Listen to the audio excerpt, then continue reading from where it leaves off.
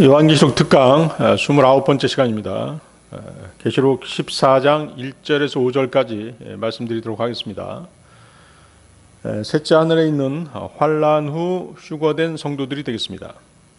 지난 시간에는 적그리스도에 이어서 거짓 대언자의 등장과 그의 사역에 대해 말씀드렸습니다. 그리고 짐승의 숫자인 666표를 받는 사람들의 혼은 사탄과 함께 불호수로 던져져서 고통 가운데 밤낮 쉼을 얻지 못할 것이라는 말씀들을 드렸습니다. 자, 계시록 14장 1절 보십시오. 또 내가 바라보니 보라, 어린 양께서 시온산 위에 서 계시고 그분과 함께 14만 4천이 서 있는데 그들의 이마 안에는 그분의 아버지의 이름이 기록되어 있더라. 계시록 7장에 이어서 다시 14만 4천 명이 등장합니다.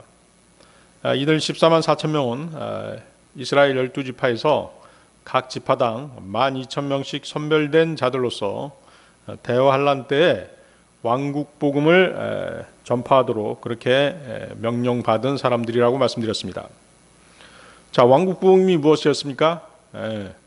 왕국 복음은 이 교회 시대에 전해지는 은혜의 복음이 아닙니다.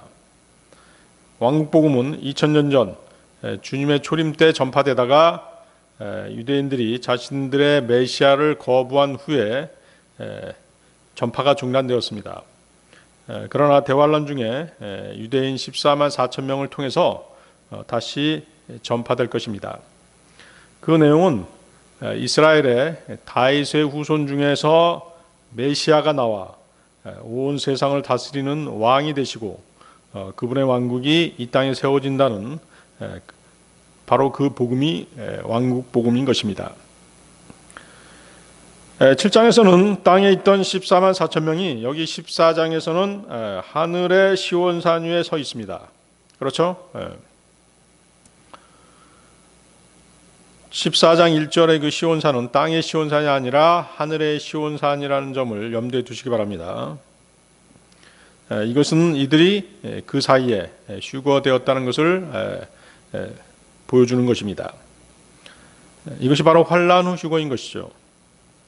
환난 후 휴거에 대해서는 14장 그 말미에 다시 설명되는데 계시록 14장은 환난 후 휴거를 증거하는 장임을 우리가 알 수 있습니다. 14장의 상황은 대환란의 후 3년 반 기간입니다. 자, 일부 주석가들은 본문의 그 시온산이 교회를 나타낸다라고 말합니다. 그러나 여기에 시온산은 교회와 전혀 관련이 없습니다. 14장 1절의 시온산은 문자적이고 실제적인 곳이며 어떤 사물이 아니라 한 장소를 말합니다. 히브리서 12장 22절인데요.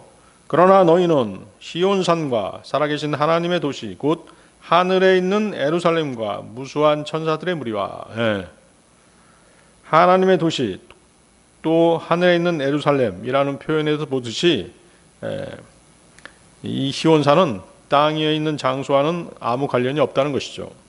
이 시온산은 사탄이 하나님의 보좌를 탐냈던 곳으로 사탄은 타락하기 전에 이 산 위에 있었습니다. 에스겔서 28장 14절이죠. 너는 기름 부음 받은 덮는 그룹이라 내가 너를 그렇게 세우매 내가 하나님의 거룩한 산 위에 있었고 불타는 돌들 한가운데서 오르내리며 다녔도다. 사탄은 시온산에 하나님의 거룩한 도시를 탐냈고 하나님의 보좌를 찬탈하고자 했었습니다. 이사야서 14장 13, 15절인데요. 내가 내 마음속으로 이르기를 내가 하늘로 올라가 내가 하나님의 별들 위로 내 왕자를 높이리라. 또 내가 북쪽의 연면들에 있는 회중의 산 위에 앉으리라.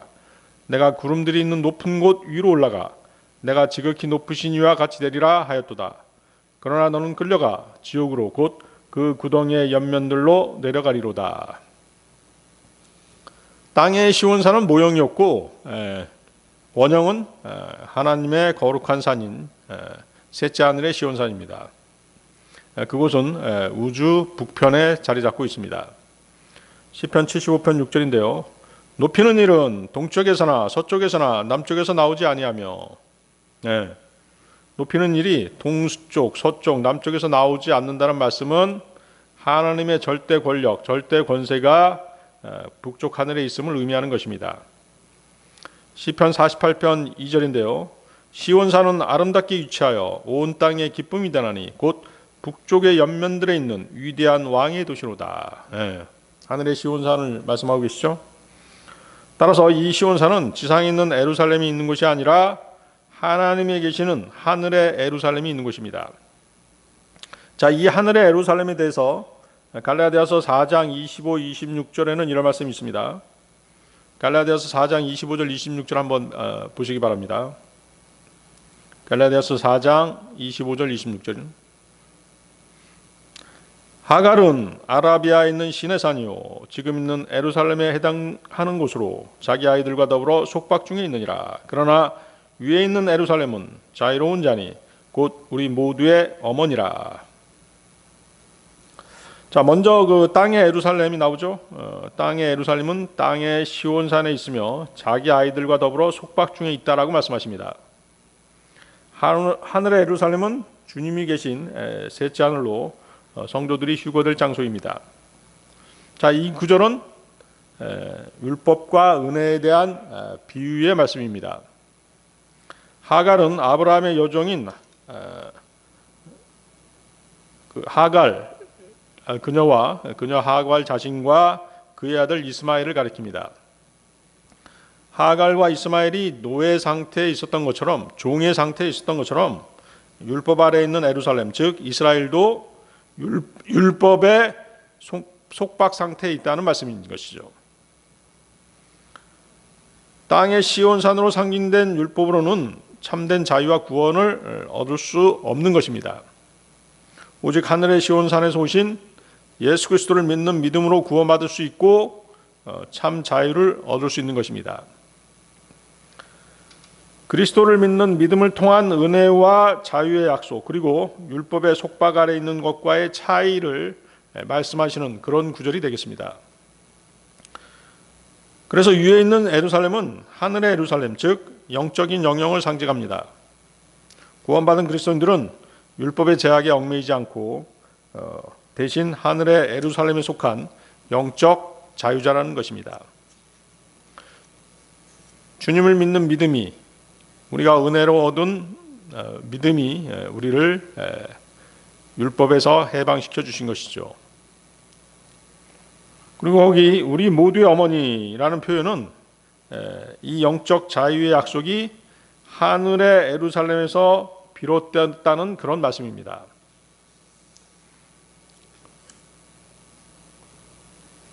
하늘에서 잉태되었다, 하늘에서 비롯되었다, 같은 말이 되겠죠?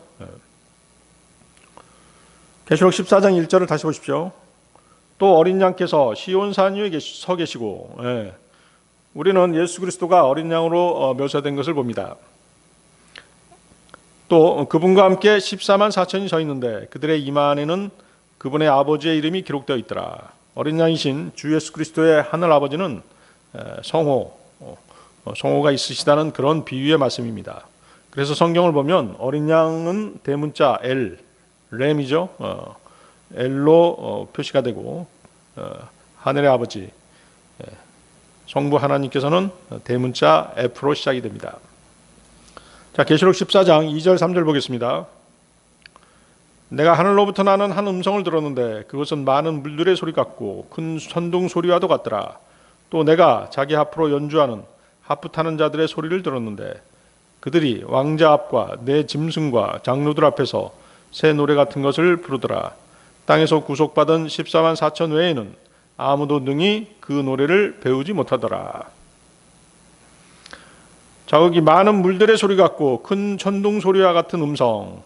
자, 우리 앞에서 공부했었죠? 바로 하나님의 음성입니다. 하나님의 음성이 들리고 곧이어 하프 타는 자들의 소리가 들립니다. 거기 네 짐승은 그룹들이죠. 장로들은 신약 성도들을 대표하는 사람들이라고 말씀드렸습니다. 자, 하늘에 하프 타는 자들, 하프로 연주하는 자들, 하늘에서 연주하는 자들이 있다는 것이죠. 그들이 부르는 새 노래는 14만 4천 명이 아니면 배울 사람이 없다는 것입니다. 그들이 부르는 새 노래는 계시록 15장 3절을 보면 모세의 노래라는 것을 우리가 짐작할 수 있습니다. 또 그 하늘의 연주자는 이제 그 이긴 자들이라는 걸 또 알 수 있습니다. 자, 계시록 15장, 자 여기 잡고 계시록 15장 3절 한번 보십니다. 계시록 15장 3절. 또 내가 보니 불 섞인 유리바다 같은 것이 있는데 짐승과 그의 형상과 그의 표와 그의 이름의 수를 이기고 승리한 자들이 하나님의 하프들을 가지고 유리바다 위에 서서 하나님의 종 모세의 노래와 어린 양의 노래를 부르며 이르되 주 하나님 전능자여 주의 일들은 크고 놀랍나이다. 성도들의 왕이여 주의 길들은 의롭고 참되나이다. 자, 모세는 율법을 대표하고 어린 양 예수 그리스도는 은혜를 대표합니다. 모세의 노래는 신명기 32장에 기록된 그 노래입니다.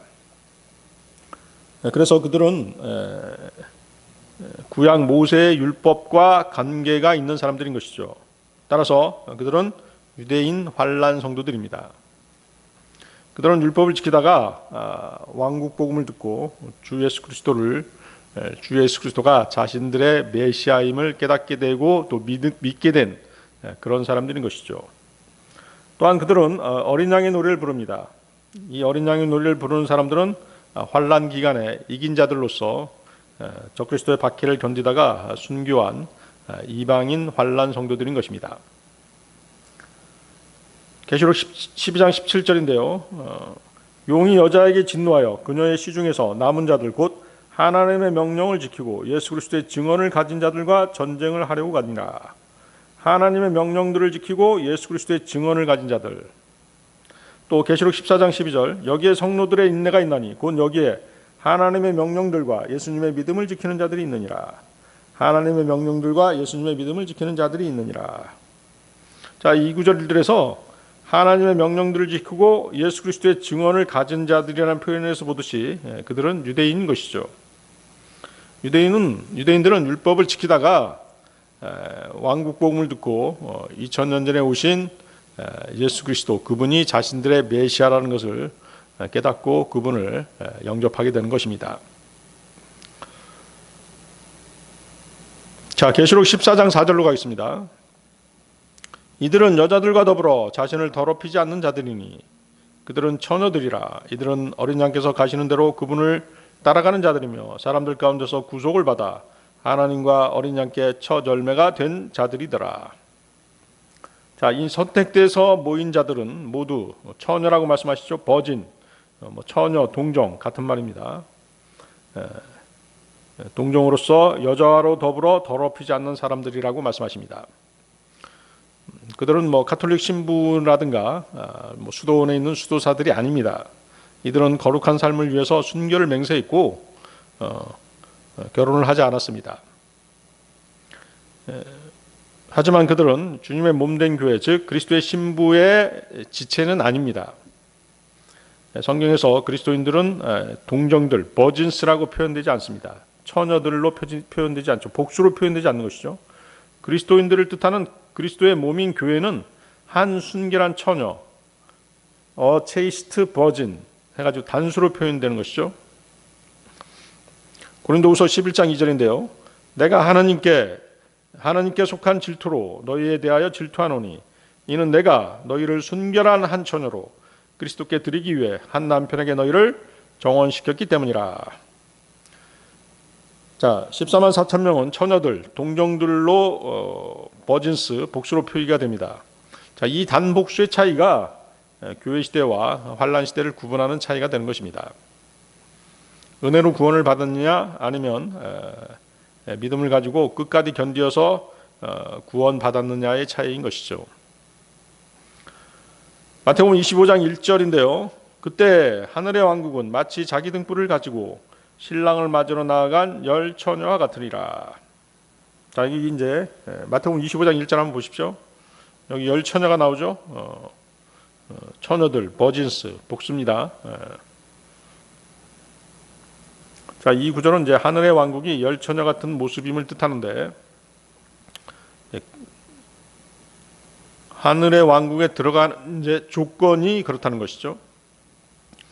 신랑이신 예수 그리스도께서 오실 때 그들은 순결한 처녀인 그리스도의 몸인 교회가 주님과 혼인하기 위해서 나가는 것이 아니라 이들 열 처녀는 단지 주님을 맞으러 나가는 것을 보여줍니다. 그렇죠? 거기 뭐라고 되어 있어요? 신랑을 맞으러 나간다 이렇게 되어 있죠. 혼인하러 나간다가 아니라 맞으러 나간다라고 되어 있죠. 마태복음 25장 6절 그 밑에 보십시오. 한밤중에 외치는 소리가 나되 보라 신랑이 오는도다 너희는 그를 맞으러 나오라. 그래서 계시록 14장에 14만 4천 명도 마태복음 25장에 처녀들과 같은 무리들로서 이들은 환난 성도들인 것입니다. 이들은 환난의 끝까지 견뎌서 신랑이 올 때 그분을 맞이하기 위해 환난 후에 휴거된 처녀들인 것이죠. 이해하시겠습니까? 이들은 주님께서 교회를 데리러 오실 때 그분을 맞이하기 위해 들림받은 그리스도의 몸인 그 순결한 처녀의 지체가 아니라는 것이죠. 순결한 처녀가 아니라 환난 때 들림받는 휴거된 환난 후 성도들이라는 것입니다. 이들은 환난 때 끝까지 견뎌서 모세의 율법을 지키고 모세의 노래를 부르는 그런 사람들인 것입니다. 사실 왕국 복음을 듣고 메시아를 믿었다라고 한다면, 예수 그리스도를 믿었다라고 한다면 율법을 지킬 필요는 없는 것이죠, 사실은. 그렇죠? 그렇지만 이제 유대인들은 그들이 지금까지 해왔던 관습대로 계속 율법을 지킨 것뿐입니다. 자, 이들은 신랑이신 주님이 다시 오실 때 그를 맞이하기 위해서 들림받는 것입니다. 아시겠습니까? 혼인하기 위해서 들림받는 것이 아니라 맞이하기 위해서 들림받는다는 것이죠. 다시 그 계시록 14장 4절에 14만 4천 명을 다시 한번 정리해 보겠습니다. 첫째, 이들은 이스라엘 12지파에 속해 있고 여자들에게서 자신들을 더럽히지 않는 처녀들로, 동정들로 어린 양의 혼인잔치에 들러리죠. 들러리입니다. 신부가 아니라 들러리로 참석하게 됩니다. 그래서 결혼식에 참석할 뿐이지 신랑과 혼인하지는 않는다는 것이죠. 시편 45편 13, 14절인데요. 왕의 딸은 그 속이 온통 영화로우니 그녀의 옷은 세공한 금으로 이루어졌도다. 그녀가 수놓은 옷을 입고 왕께로 인도되며 그녀의 뒤를 따르는 그녀의 동료 처녀들도 왕께로 인도되리니. 그렇죠? 신부의 뒤를 따르는 동료 처녀들이 되는 것이죠. 그래서 동료 처녀들은 그리스도의 신부인 순결한 처녀의 친구들인 것입니다. 그들은 그리스도의 신부가 아니라 신부가 아닌 것이죠. 결혼식장에는 주인공인 신랑 신부 외에도 여러 하객들, 들러리, 신랑 친구들, 화동들 등등이 많이 있죠. 따라서 계시록 14장 4절은 환난 성도들이 짐승의 표를 받지 않고 끝까지 견디다가 환난 끝에 휴거된 처녀들로 비유됩니다. 그들은 신랑이신 주 예수 그리스도와 그리스도의 몸인 그 순결한 처녀와의 혼인잔치에 참석하게 되는 것입니다. 아가서 6장 8, 9절은 이 혼인식 장면을 이렇게 묘사합니다. 아가서 6장 8, 9절인데요. 왕비가 60명이요 후궁이 80명이며 처녀는 수도 없이 많으나 나의 비둘기 나의 더럽혀지지 아니한 자는 오직 하나뿐이로구나. 그녀는 그녀의 어머니의 유일한 자요 그녀를 낳은 여인이 가장 귀중히 여기는 자로구나. 딸들이 그녀를 보고 축복하였으니 참으로 왕비들과 후궁들도 그녀를 칭찬하였도다.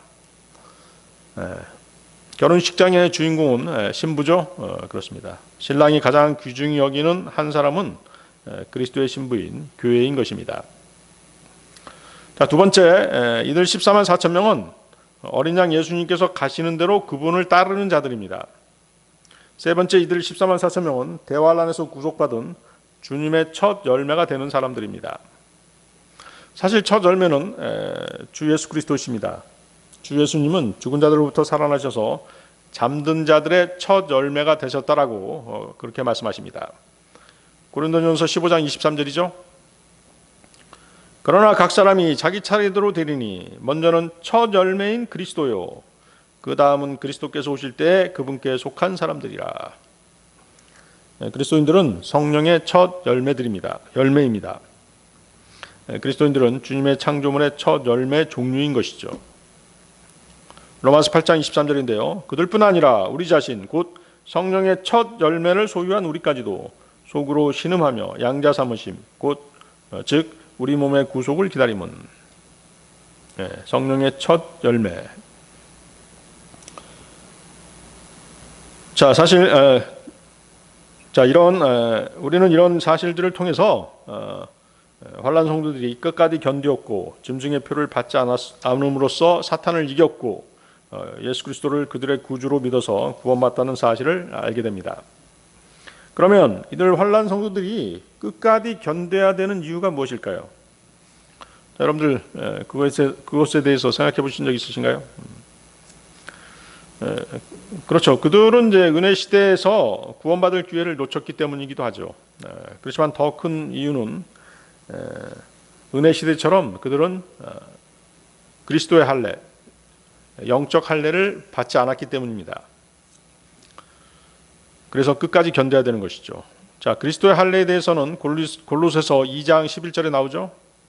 또한 그분 안에서 그리스도의 할례로 말미암아 육신의 죄들에 속한 몸을 벗어버림으로 손으로 하지 않은 할례로 할례를 받았느니라.